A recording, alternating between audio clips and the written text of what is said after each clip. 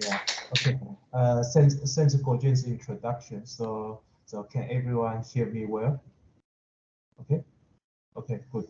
Yeah. Sorry, my sound will be a little bit mild because I still have a sort of mild syndrome for COVID. Yes. Sorry about that. Yeah. Okay. So today I would like to introduce our recent work improve the algorithm for the shortest vector problem via bounded descending decoding. And I'm Yanlin Chen from CWI and QuSoft in Amsterdam, Netherlands. And this is the joint work with Divesh Aggarwal, Rajendra Kumar in CQT, and Yanlin Chen, now in Royal Holloway, University of London. Okay, so let's get started. So first of all, I would like to introduce what is a lattice. So typically, lattice is discrete points, and specifically is a group, the subgroup in the Rn space. And equivalently, you can say the lattice is spanned by the specific set of vector v1 to vn, and spanned in the integer way. That is, we will consider all its integer combination xi vi. So let's see an example. So suppose we have a vector v1 and a vector v2.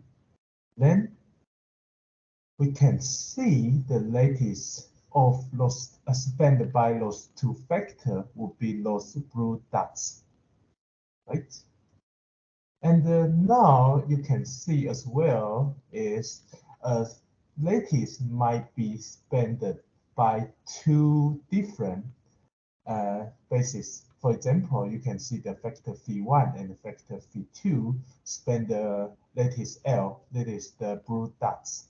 And also you can see the red vectors u1 and u2 also span the same vectors, same lattices. So when I receive a lattice, I mean, when I receive lattice, maybe in terms of a basis, then a natural problem of this type of lattice is to ask, can we find the shortest vector?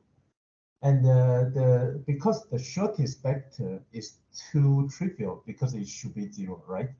So we would like to ask a relatively non-trivial problem, that is, can we find the shortest non-zero vector? Okay, so here we can see the definition of the shortest vector problem. So in the shortest vector problem, we will receive a basis, an arbitrary basis for lattice L, and our goal is to find the shortest non-zero lattice vector. Okay, so as you can see, suppose we have we receive a lattice like this. Then our goal is to find a vector such that is closest to the origin. Okay, and please note that in today's talk, I would like to use lambda 1 to denote the length of the shortest non-zero vector. Okay, and this problem actually is quite hard. I mean, at the very beginning, we previously saw that this problem is not that as hard, but at the end, we find that this problem is hard as NP hard under the randomized reduction. So as a way to relax the hardness of such kind of problem, we would also like to define what we call the approximation vector shortest vector problem. That is, suppose we have a basis of lattice L, and our goal is now to find, instead of finding the exact shortest non-zero one, we would now allow to find the arbitrary non-zero lattice vector with length at the most gamma times lambda 1, where lambda 1 is the length of the shortest vector. And here we say that gamma is the approximation vector. And in today's talk, I will stick to in today's talk, we will mainly stick to those two problems. So is anyone having any problem about those two definitions? Yeah, feel free to ask. I mean, feel free to interrupt me or ask any question. Yeah, and I'm okay to answer that. So anyone is okay now? Okay, so okay, so if there is no question, then let's go ahead. So suppose after we know the definition of the problems, now you might ask why we care about those kind of problems, right? So actually, and before we talk about why these are important, let's first see the hardness of the approximation shortest vector problem, that is gamma SVP. And one can see it's quite straightforward that as the gamma goes bigger, then the gamma SVP become easier, right? Because you can see an answer for one SVP, that is exact SVP problem, is also an answer for the 100 SVP.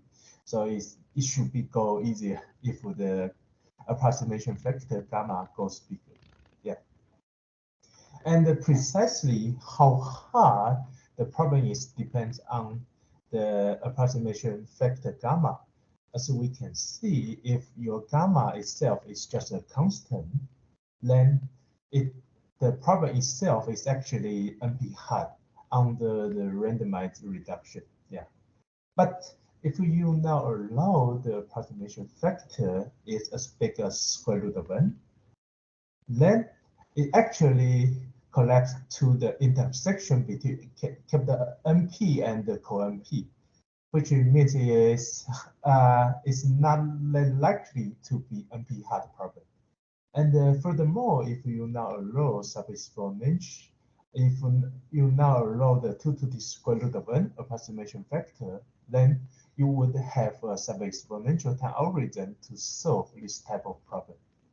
And at the end, if you now allow your approximation factor as big as 2 to the n log n over log n, then at the end you would have a polynomial time algorithm, which is a very well-known algorithm, LLL algorithm. Okay, and why this problem is important? This is because we know, first of all, the shortest vector problem with approximation factor square root of n can be used to construct some primitive cryptography primitives. This is the first thing. And the second thing is the learning with error problem, which is a really famous problem for building up some cryptography primitives, can solve this problem in the worst case. That is, if you cannot provide the algorithm that solve any shortest vector with any input lattice L, then you have no possible to it's impossible to solve the learning with error problem. Then in that case, you can have some guarantee for your cryptography primitives. And now you might wonder, because as far as I said, everything focuses on the square root of n SVP. So in that case, why we care about exact SVP? Because it looks like it's nothing to do with cryptography primitives, right? Yeah, so this is because as far as we know right now, basically all algorithms solving the square root of n SVP are based on the algorithms solving the exact SVP in a lower dimension. So people would like to know any way to solve the exact SVP. And then actually there is a table for people try to solve how large dimension of the shortest vector problem is. And as far as I know, the largest dimension right now should be 180. It's done by another group of people in CWR. And but I will sort of skip it that here. Yeah, I mean for time issue. Yeah. Okay. So after knowing that, so we are now ready to present our result. So in our paper, we present lots of results for shortest vector problem. But the first of all is we actually provide a smooth trade-off for shortest vector problem between time and space. That is, for arbitrary q, then we can solve we can have a randomized algorithm that solves shortest vector problem, that is SVP, in time q to the 30n or q to the big O n, and only in space q to the n over q squared. And then you can see as q goes bigger, then q to the n over q squared goes smaller. And let's see some extreme case. Suppose your q is quite large, that is square root of n. Then at the end, you would have a n to the n time algorithm, but they only use polynomial number of space to solve it. And it accidentally matched the result done by Cannon in 1986, which is an enumeration algorithm. And on the other hand, if you choose your q is a really small integer, for example 4, then we would have a 2 to the big O n and a 2 to the big O n time and space algorithm for shortest vector problem. And this also sort of match the result by Aggarwal, Divesh, Regev, and Stephen Doviswart in 2015. They have a 2 to the n time and space algorithm for shortest vector problem. And this is our first result. But this is a pure classical result, nothing to do with quantum. And as for the quantum result, in our paper, we also show that we can have a 2 to the 0.95n time algorithm for quantum algorithm for solving shortest vector problem. And the good thing here is it only uses polynomial qubits and the 2 to the 0.5n classical space without using any QRAM. And I will introduce what is QRAM later. And on the other hand, if you allow us to use QRAM, then we can actually do this even better. That is, we can have a 2 to the 0.8535n time algorithm for quantum algorithm for solving shortest vector problem. And meanwhile, it used 2 to the 0.5n classical space and the 2 to the 0.293n QRAM. And those three results are typically our main results in our paper. And I will introduce one by one in today's talks. Okay. Okay. So before I introduce how we solve the shortest vector problem, I have to introduce a specific tool. I call it discrete Gaussian sampling. So what is discrete Gaussian sampling? So first of all, let's consider continuous Gaussian, say log s of x. So a continuous Gaussian is typically a distribution and a log s of x. And then you can see log s of x will be smaller if your x has a longer length. And now, what is discrete Gaussian distribution, DLS? Then the discrete Gaussian distribution, DLS, is typically to put this continuous Gaussian on the discrete lattice. So let's see an example. Suppose for the simplicity, let's consider the most easy case. The easiest case, that is, our lattice now is just the integer points in the one-dimensional space. Then let's try to put the Gaussian measure on the lattice. So you can see we have lots of points, and we have lots of points, and it only has its support on those lattice, right? And you can see at the center, which is the 0 place, you have the largest mass. And as it goes farther than the origin, then its corresponding mass will go smaller. And here is another two examples. Say the second one is if we consider our lattice in the integer two-dimensional integer space, then you can see this is actually a discretized two-dimensional Gaussian, right? And then you can also make a different choice for your lattice. Say if your lattice is just the integer times integer 4z, then you will see the discrete Gaussian itself looks sort of less like a continuous one. Okay, and what after we know what is discrete Gaussian distribution, then we can define what is discrete Gaussian sampling. So what is discrete Gaussian sampling? The discrete Gaussian sampling is actually a problem that is we want you to output a discrete Gaussian distribution when you given the lattice L and the standard deviation S, or as you can sort of think about it as a width of the Gaussian. Say if your S goes bigger, then your Gaussian will look a little bit fatter. That is, the width of Gaussian will be sort of even bigger like that. Yeah. Okay.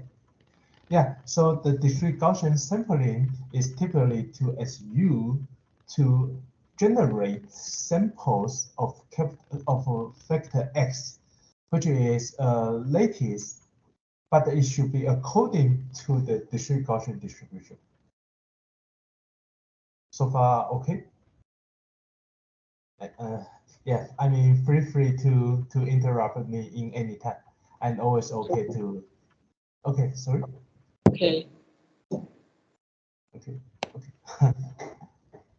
Yeah. Okay. Oh, we have question here. Okay. Good. Sorry, could you explain again, like how this sampling related to the lattice? I'm not really understanding this part.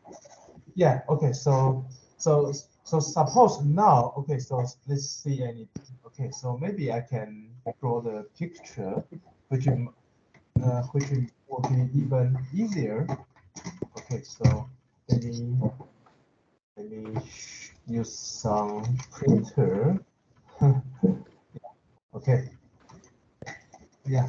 So okay. So let's consider the easiest case. So can everyone see my printer now?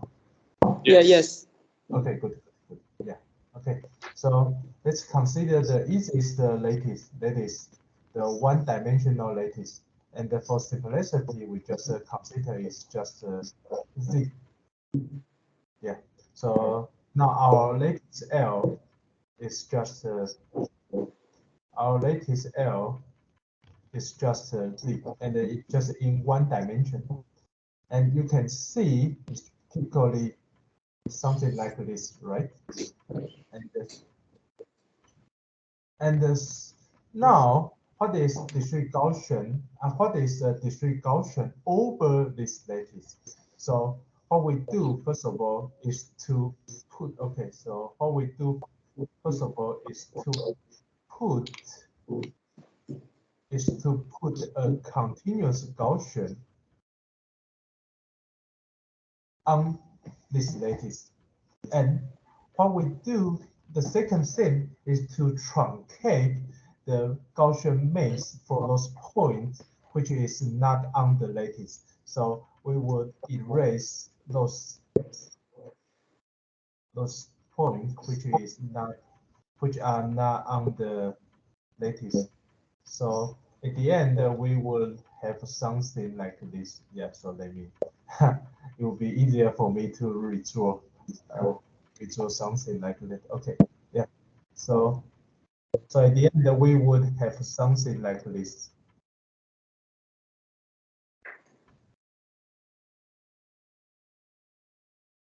Okay, and then you can, and this is what we call discrete Gaussian distribution. Because right now we put a Gaussian distribution over the lattice, and equivalently you can consider now we put a Gaussian measure on the lattice. Yeah, if you guys are more familiar with the major idea, then it will be easier for you to think about what it is. You typically try to put a Gaussian measure on the lattice. Yeah. So then, what do you sample in here? Like each point means that there are like some particle will be highly sitting at like 0. Exactly. Yeah, 0. exactly. Yeah, exactly. Because 0 has the highest mass right now, right? So if you try to sample points from the discrete Gaussian distribution, the highest probability you will see will be 0. But the good thing here is if you have the good control of the standard deviation, say if you have a good choice of your standard deviation, then at the end we can sort of know that you will have non-negligible probability to sample a vector which is just nearby the 0. That is the shortest vector. Yeah, this is the shortest vector, right? And that's the reason we want to consider the discrete Gaussian distribution. Because if we can make a good control of the standard deviation of the discrete Gaussian distribution, then at the end, we will have a non-negligible probability to see the shortest vector. Sorry, okay. So your shortest vector is the distance between lattice or no? Like between what? Oh, so the definition of the shortest vector right now is the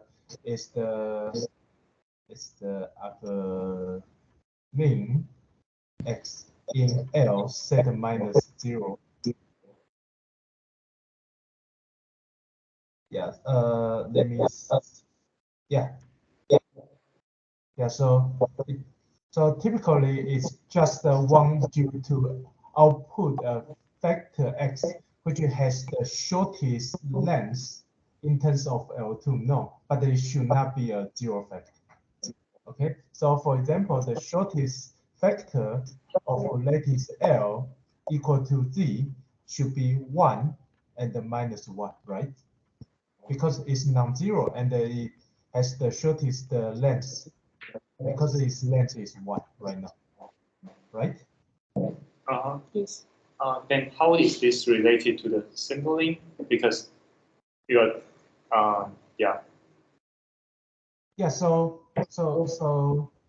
sampling itself right now is a new problem, new question. That is in the discrete Gaussian sampling problem, our goal is to SU to output X inside L, inside the lattice, such that it should be sampled according to the discrete Gaussian distribution.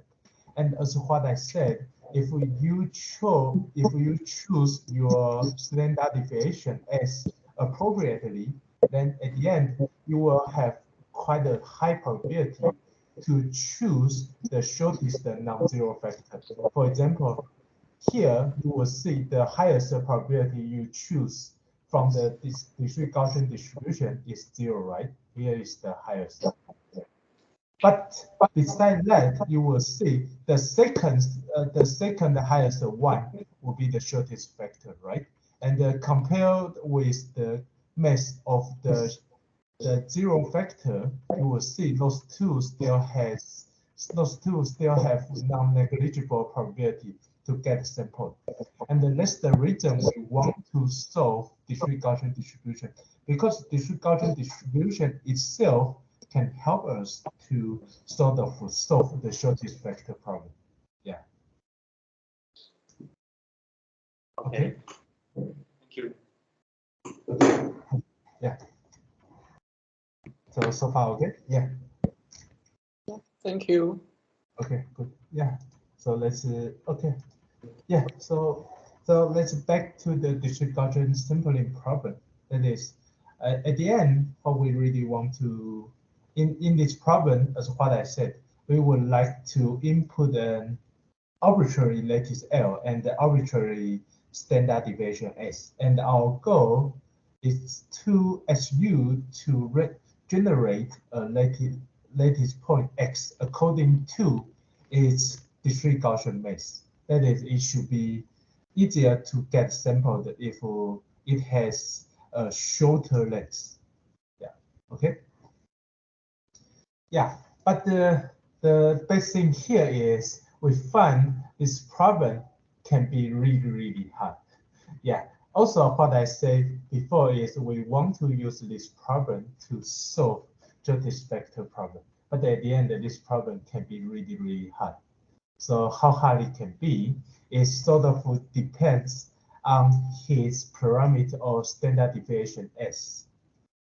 And one can easily see if your S is quite large compared to the lattice, then the discrete Gaussian itself will really similar to the continuous one. So for example, you can see suppose your S itself is not too large, then you can see the shape itself is still continuous Gaussian.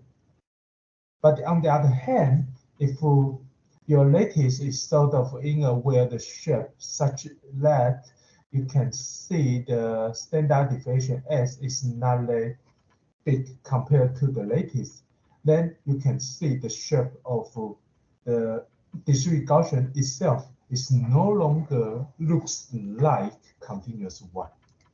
Okay, so the hardness of discrete Gaussian sampling is highly depends on the parameter S or the standard deviation. Say if your standard deviation is as large as the exponential of the dimension of lattice, say 2 to the n, then the discrete Gaussian distribution itself will be really easy to generate. But on the other hand, if your standard deviation S is really small, then at the end it can be used to solve shortest vector problem, and it's really hard to sample such kind of discrete Gaussian sampling. Yeah, and here we would like to introduce a new thing we call the Simultaneous Pyramid. And what is this? So this is typically a pyramid sort of to characterize how your discrete Gaussian distribution looks like the continuous one, or precisely is a parameters such that if your S is above this parameter, then your discrete Gaussian distribution will looks like the continuous one. And that's why it's called the smoothing pyramid, because it will sort of like your discrete Gaussian sort of smooth if your standard deviation is large enough. And now you might wonder how we can sort of produce or precisely to solve the discrete Gaussian distribution with really small standard deviation, because as what I said, it can be used to solve the shortest vector problem. So typically what people do is to start with lots of discrete Gaussian distribution, discrete Gaussian sampling, which is sample from a discrete Gaussian distribution with its standard deviation, or which is 2 to the n times smoothing pyramid. And it's really easy to generate lots of that kind of discrete Gaussian distribution. And after that, our goal is to use the combination of those vectors to generate a new discrete Gaussian sampling with a smaller width. And suppose we can do an iteration of this thing, then we can repeat this polynomial times to generate arbitrary small widths of discrete Gaussian distribution. And at the end, we can use that discrete Gaussian distribution. We can use such kind of discrete Gaussian sampling from the discrete Gaussian distribution with small enough width to help us to find the shortest vector. Yeah, but before we go to the detailed discrimination of our strategy for discrete Gaussian sampling, we should first discuss what is the quotient and the coset, and then it will be sort of complicated here. So what is quotient and the coset? So here we would like to define the quotient set given a sublattice QL. And so what is QL? So given an L, so QL is typically every a set of new lattice points such that is a collection of those points in previous L times Q. And the quotient set is actually a set such that it's such that L such that how do I say this easy? Okay, so typically a quotient set L quotient QL is isomorphism to V to the n over Q up to a linear transformation. And then here the linear transformation itself is just the matrix formed by the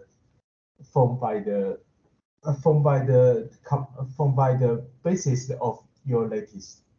And here C is a coset, and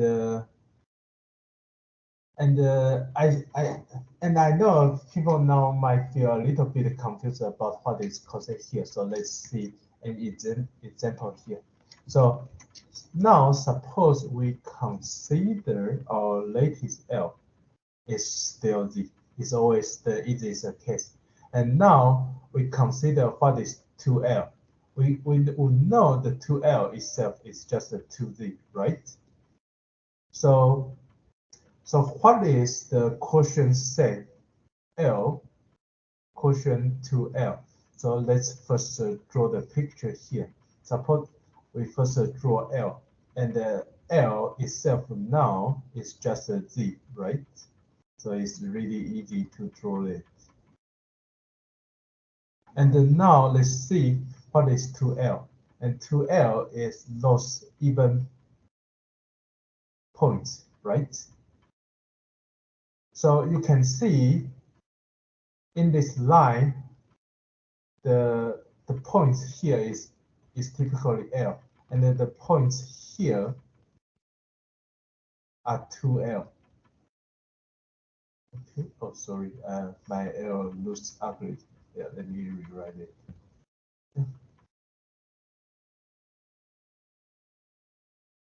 Okay.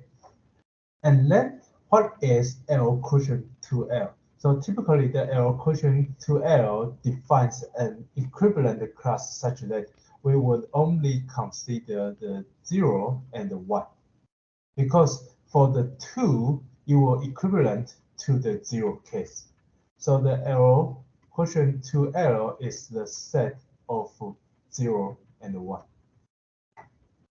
Okay?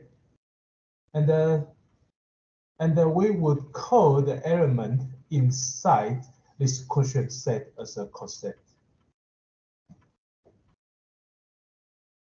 So far, okay. So let's see maybe a two-dimensional example, which will make everyone more easier to understand. So let's consider two-dimensional case.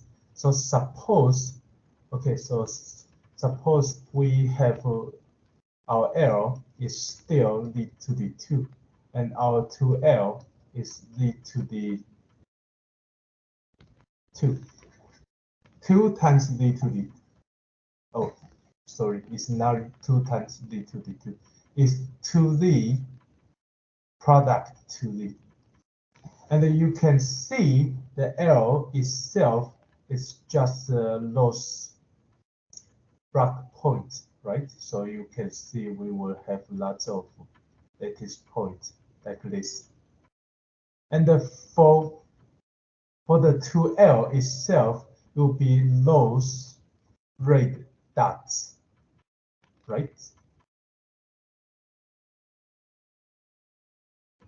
And what is the corresponding quotient set or quotient 2L now? And you can see it's typically those 4 factor, that is the 0, 0, 0, 1, 1, 0, 1, 1. Okay.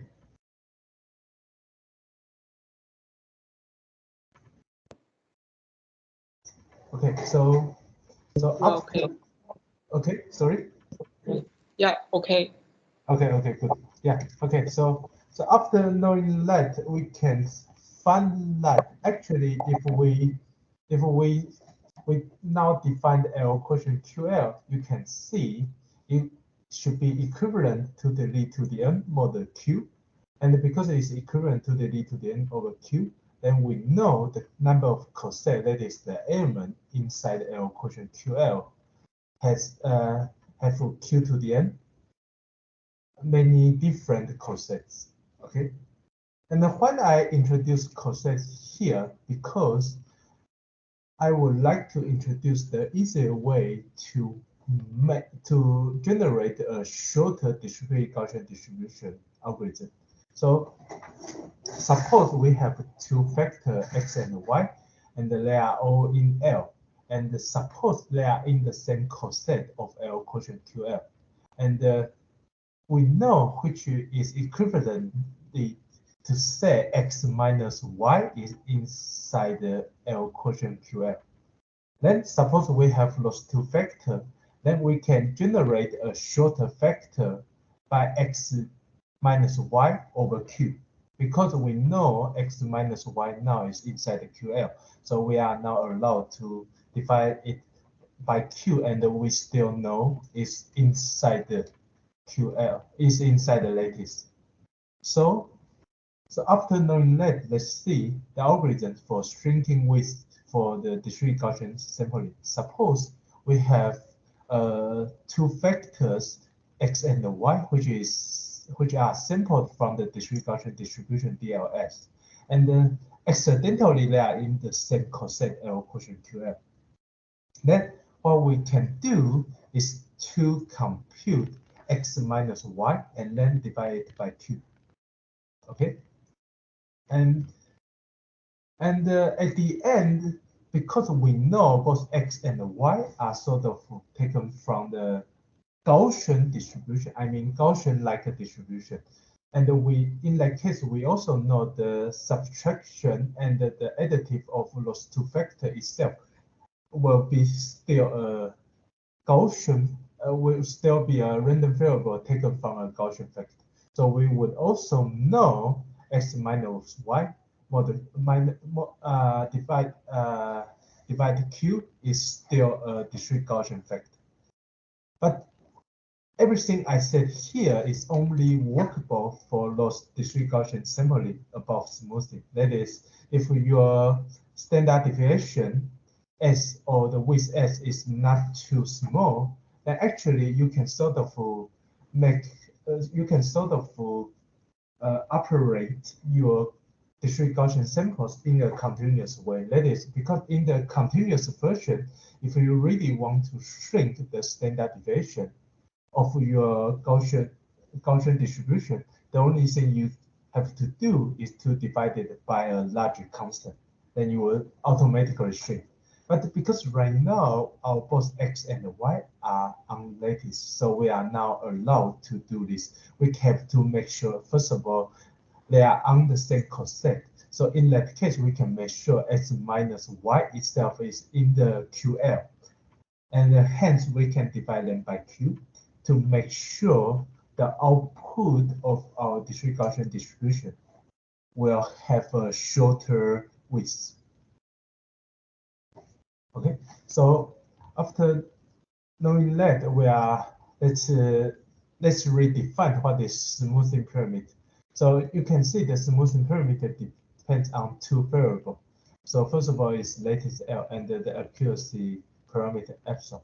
So it's typically the smallest width to make your discrete Gaussian sampling behave like the continuous Gaussian sample. That is the sample from the continuous Gaussian.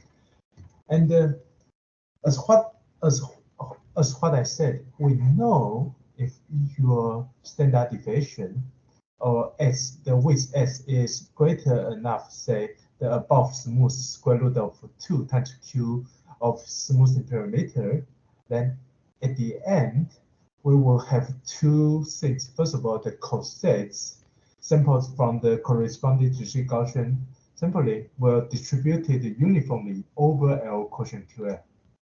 That means if we sample large enough, say over Q to the N, we can always find the collision in the same coset. And after we find the collision in the same coset, we can subtract 2 of length and then divide length by Q to make the width smaller.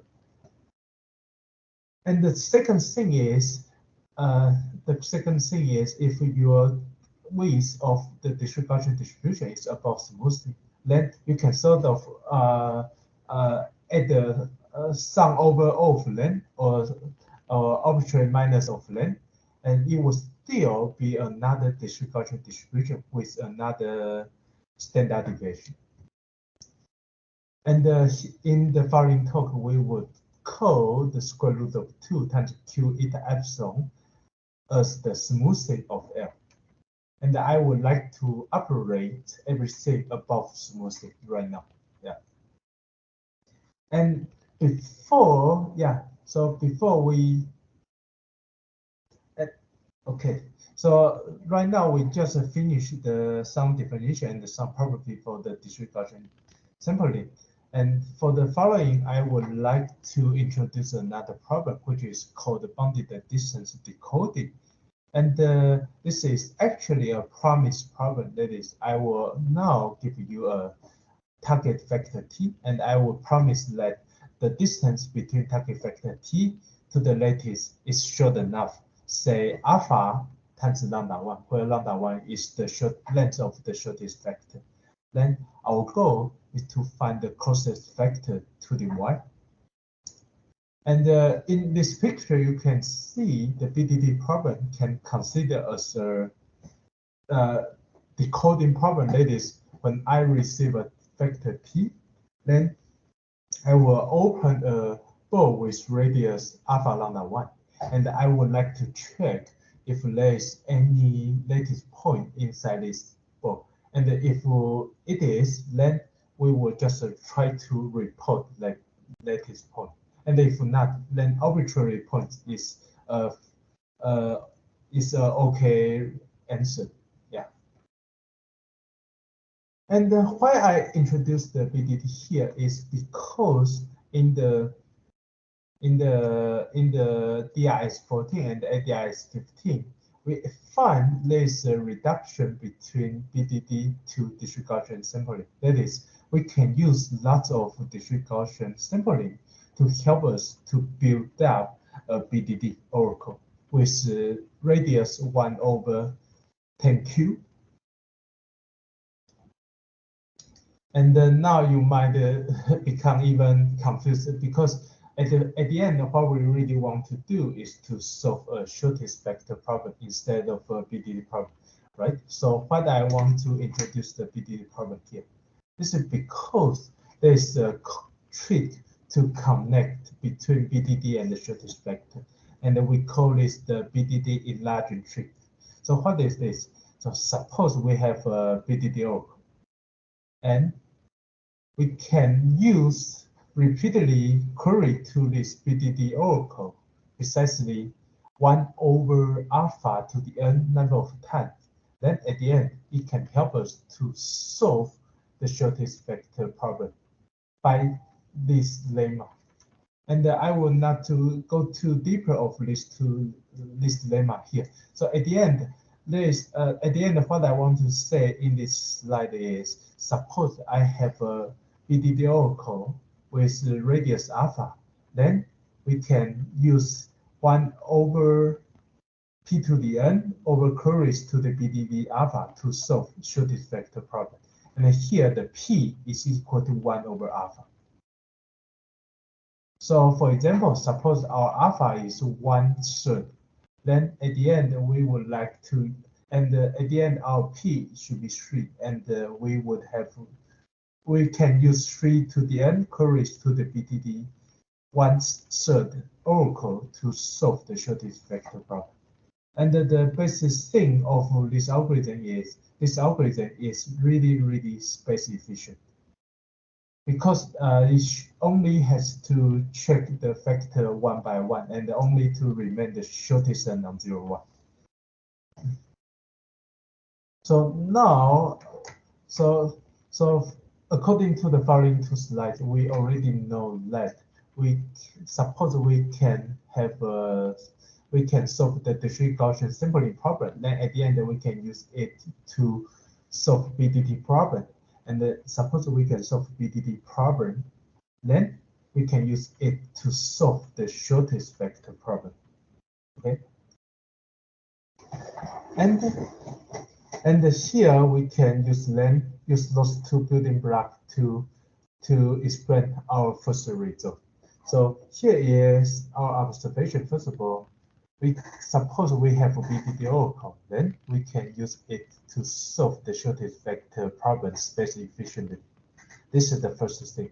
And the second thing is, the BDD oracle itself can be solved using lots of discrete Gaussian sampling, which above smoothing. That is, suppose we can generate lots of discrete Gaussian sampling above smoothing. Then at the end, we can solve the shortest vector problem space efficiently. And then now our first result is to provide the time-space trade-off for the shortest vector problem. So at the end, what we really have to do is to provide the time-space trade-off algorithm for the discrete Gaussian sampling above the smoothing.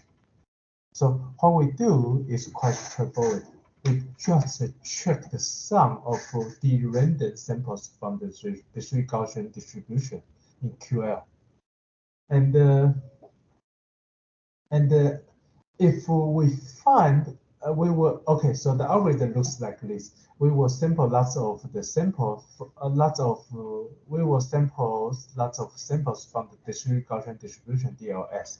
And then we'll check the random d-sum, d-tuple of them, and suppose the d-sum of the inputs are inside the QL, then we would output the sum of those d factor and divide them by Q. And because we know all of them are taken from the discrete Gaussian, and because they are now above smoothing, so it will behave like a continuous one. And we know the sum of the continuous Gaussian will be the new continuous Gaussian function with its random variable enlarged by square root of d. So at the end, what we really have is a sample which is a sample from the discrete Gaussian distribution of lattice QL with standard deviation square root of d times s, and it's equivalent to the d of L with width square root of d times s over q. This is the first thing. And the second thing is we find support if we only want to use the tuple, we only want to see a collision in the tuple, then we only have to using q to the n over d number of samples. That is, we only have to generate d over n over q number of samples. Then at the end, we can output enough many factors which is close to the close to a new discrete Gaussian distribution with the shorter width. And as what I say, if we can make sure the new sample is generated from the discrete Gaussian distribution with a shorter width, then we are done, right? Because we can repeat this procedure lots of times. And so here we can see if square root of d over q is less than 1, the width of the discrete Gaussian sample shrinks. And then this is what we want. And at the end, we found in that case, in order to make square root of d over q is less than 1, the only thing we need to do is to let our d as a constant times q squared, and in that case we are done. So at the end, as what I said, because we have a time space trade-off for DGS for discrete Gaussian sampling, that is, we can use only q to the n over q squared factors to find a new collision. Therefore, we only have to store those many factors. But at the end, because we want to check all the combination of those factors, so it would take time q to the n time to find a collision. But the good thing here is we only need to repeat the polynomial many rounds of this algorithm. Okay. So after we have a time space trade-off for the discrete Gaussian sampling, then using the reduction I introduced before, that is, we can use the time space trade-off for discrete Gaussian sampling to solve shortest factor. That is, we can also have a time space trade-off algorithm for the shortest factor problem. And here is our result. That is, for arbitrary q, which is an integer, and we can always have a q to the 30n time and the q to the 60n over q squared space algorithm for the shortest factor problem. And also what I said, if you choose your q really large, then at the end it can have a super exponential, that is n to the n time algorithm, and the only polynomial space algorithm for the shortest factor problem. And then this is similar to the Canon's algorithm in 1996. And for the q equal to 4, then we would sort of recover the state of the algorithm. That is, we have a single exponential time and space algorithm for the shortest factor problem. And this is our first result. And actually here is nothing content, right? And now we would like to introduce our second result, that is quantum algorithm for the shortest factor problem.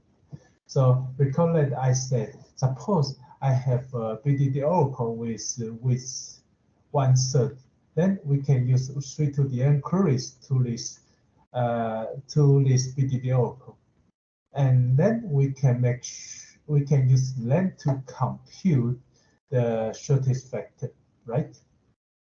And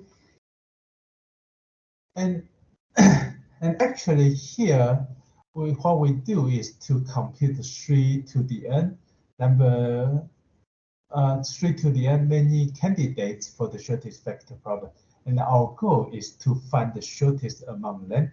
So as you can see, it's just a simple minimum finding problems if we have the BDD oracle, right? So at the end, suppose we can have an efficient algorithm for preparing the BDD oracle with radius 1/3, and we can sort of have some quantum speed up for the shortest factor problem. And we found that suppose we really want to compute the BDD oracle, then at the end we have to generate the 2 to the 0.1608 n number of samples from the discrete Gaussian distribution with its width at the smoothing, sort of below the smoothing pyramid. And this is better, right? Because we know everything we can operator right now is sort of above smoothing. So at the end, here we would pay 2 to the 0.5 n times to generate only one sample here, which is really time wasting. But the good thing here is we can sort of reuse those samples. So at the end, if we really want to solve the shortest vector problem, what we do is to first compute the BDD oracle with radius 1/3 into to the 0.1608 n time, and then we use the quantum minima finding to have a quadratic saving in the in searching of 3 to the n candidates. So at the end, it will be 3 to the 0.5 n times. And the total cost will be 2 to the 0.9533 n now. And this is the faster than the previous best algorithm. And the good thing for this algorithm is it doesn't use QRAM here, and it also only use very few qubits, because here we only use polynomial number of qubits to solve exponentially hard problem. And our second result can be sort of even more improved by using the spherical cabin tricks. So as what I said, the shortest vector problem is SU to find a vector with length λ1, because λ1 itself by definition is just the length of the shortest vector. And equivalently, we would like we know the BDD itself has a picture like this. Suppose we have a target vector T, and the BDD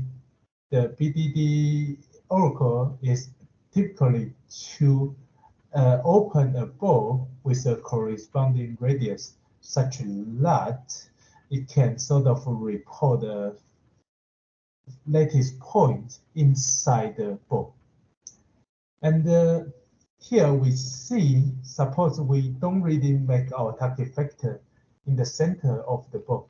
Say we sort of perturb the center of the BDD oracle, then we can see the sort of red dot ball cover the spherical cape of the λ1 ball.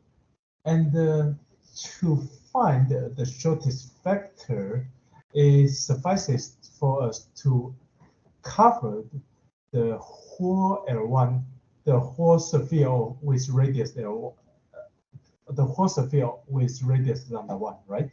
So here we see if we open a BDD ball, then we can cover the spherical cap with theta.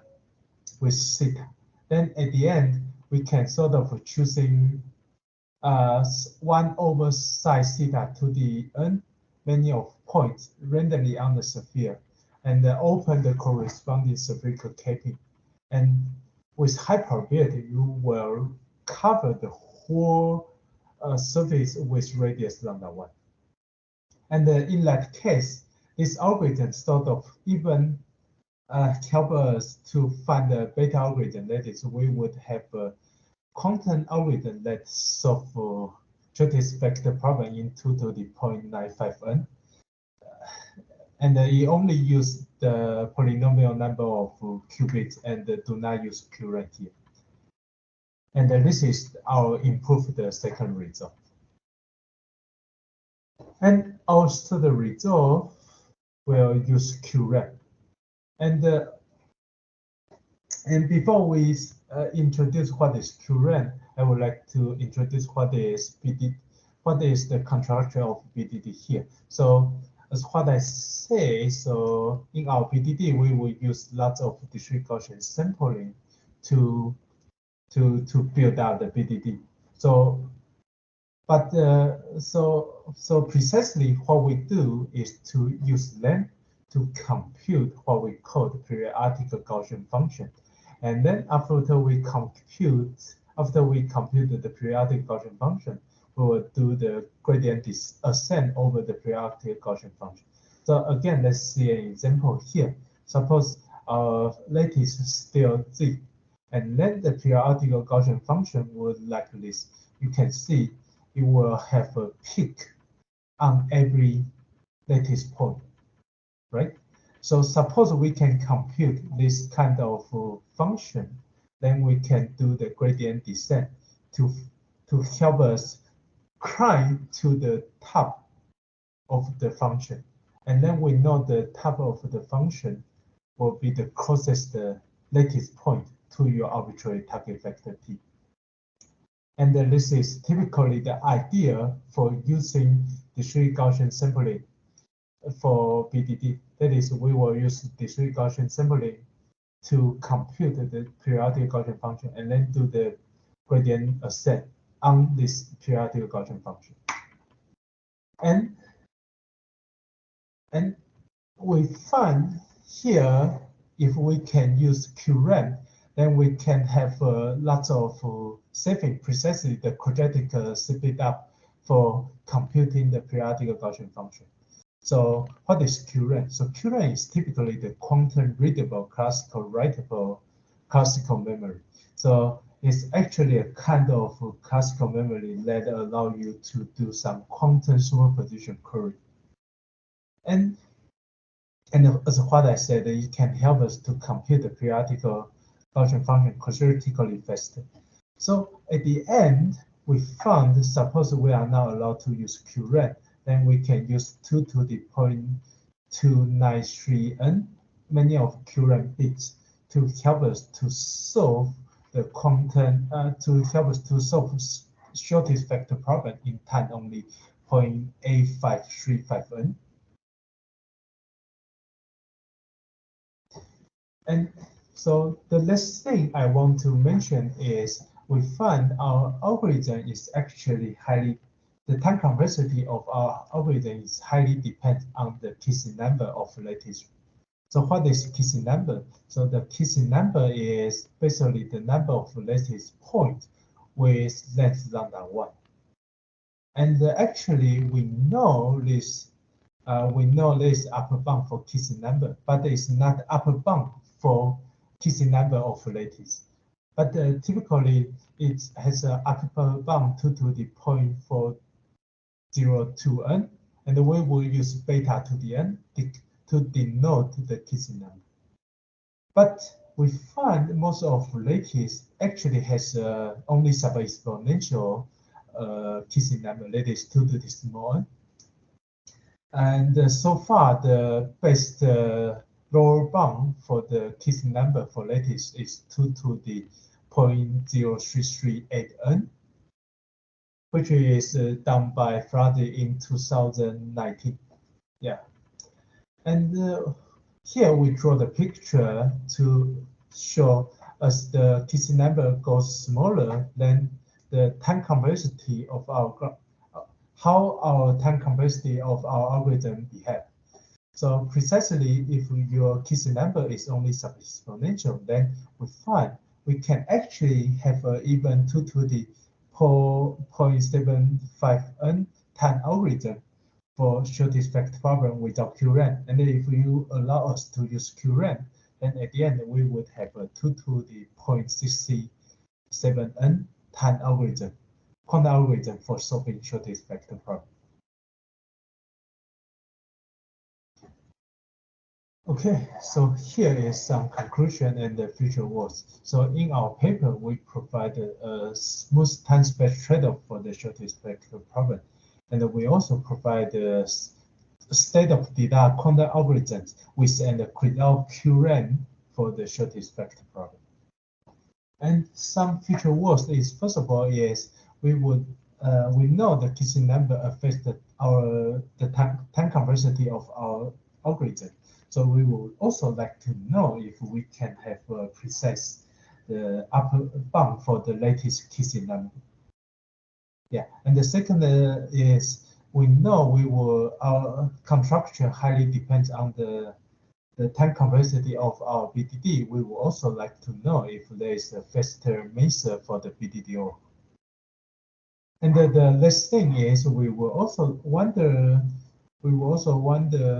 if there is a smooth time space trade-off for the exact closest vector problem, which is a problem SU to find the closest lattice point to the arbitrary input target vector T.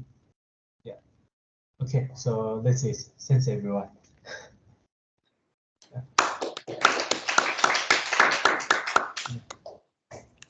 Yanlin, thank you for this interesting talk. Is there any question from the audience?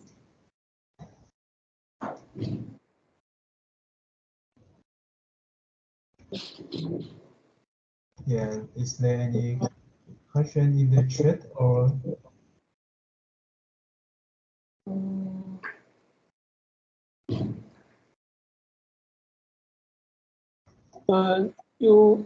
I see you in the 13th slide.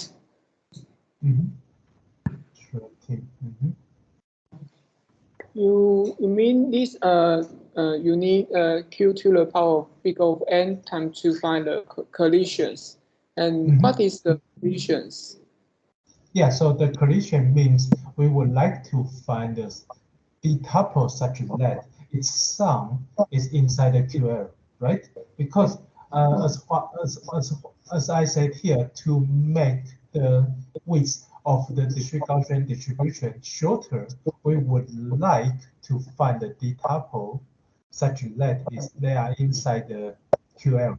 And in that case, we can define the sum of those vectors by Q, right? And we know, I mean, by the generalized birthday paradox, we know the Q to the n over d number of samples are sufficient. But to find such kind of collision, we still need to check all the combination of Q to the n over d. That is Q to the n over d to the d time. And at the end is Q to the n. And therefore, that's the reason I say it would take us Q to the n time to find such a collision. Yeah. Okay. Thank you.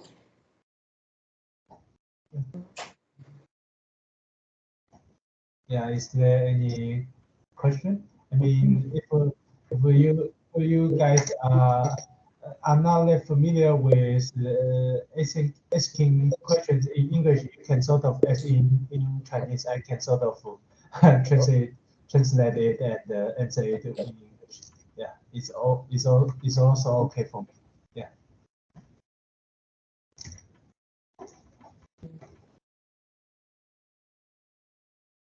So, your second result, you mean you use the quantum minimum finding to speed up the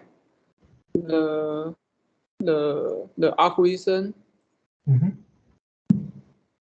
Yeah, and is it possible to speed up the to reduce the number of sampling in your algorithm? Yeah, so this is a good question. Yeah, so typically,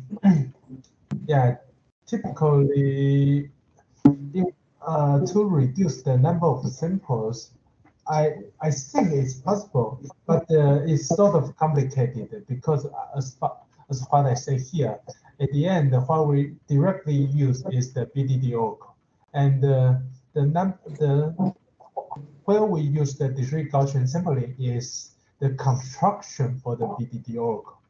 And right now, we still do not have a good, another better way to construct such kind of oracle. So in that case, we don't know how to reduce the number of samples. But I think what you say is also really important because we are also really wondering if we can reduce the number of discrete Gaussian samples. I mean, what we really want at the end is maybe something like a sub-exponential space, but the single exponential time algorithm for shortest vector problem. It would be really useful for us, especially for some space limit setup. Yeah, yeah, I think it's a good question. Yeah. Thank you.